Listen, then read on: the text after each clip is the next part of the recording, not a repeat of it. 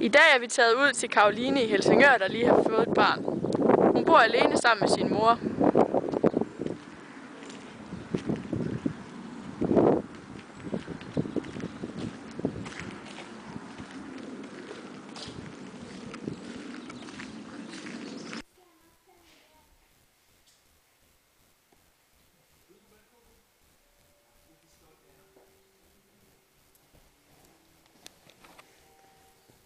Nå Caroline, hvordan er det at være teenagemor? Altså at være teenagemor, det er jo rigtig skønt. Altså, jeg elsker jo mit barn over alt på jorden, og det er virkelig bare det bedste, der er sket for mig. Selvom det er en meget tidlig alder, så er det stadig rigtig, rigtig dejligt. Ja. Hvad vil du have gjort uden dine egne forældre her? Altså, jeg fik jo rigtig meget støtte fra min mor af, og det er jeg rigtig glad for. Min far, ham har jeg ikke så meget kontakt med, efter det blev skilt, og han kom ud i noget alkoholiker. Han var blevet alkoholiker. Så men jeg fik rigtig meget støtte fra min mor, hun betalte rigtig meget. Så jeg var rigtig glad for, at jeg havde hende lige i den svære periode i hvert fald. Ja.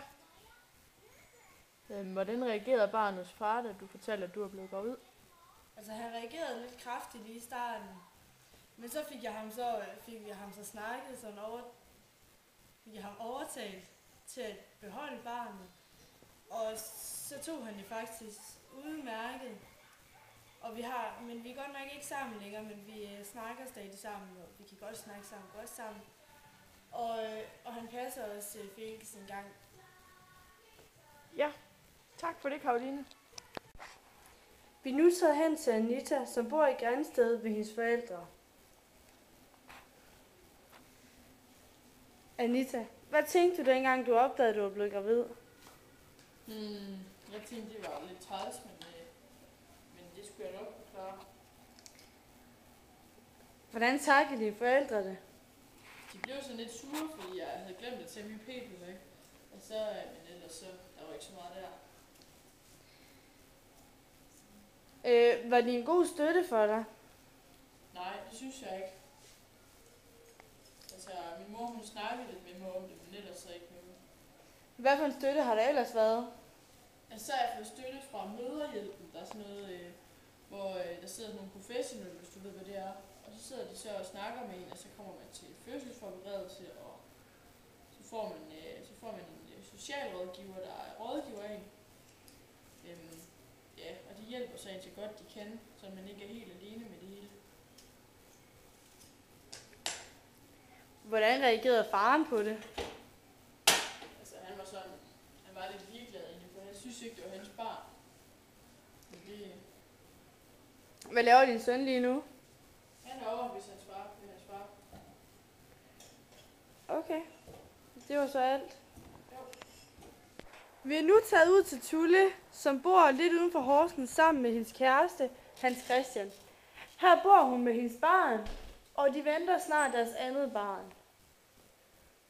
Tulle, hvorfor valgte du at beholde barnet?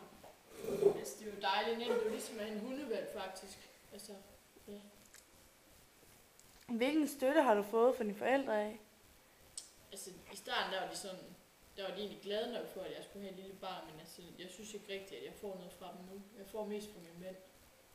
Ja. Man har jo hørt det der med, at det ikke er særlig sundt at ryge under graviditeten.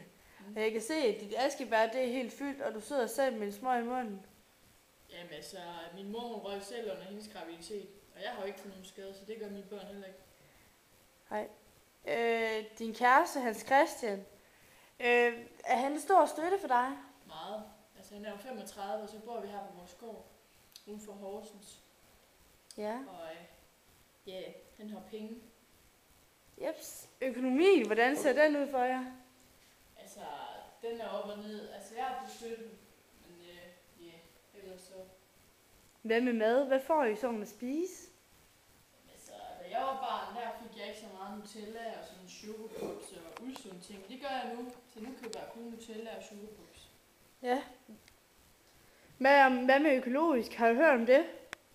Ja, altså jeg tror ikke, nej. Jeg køber aldrig økologisk mad, altså jeg ved ikke engang, hvad det står for. Og det smager sikkert også dårligt.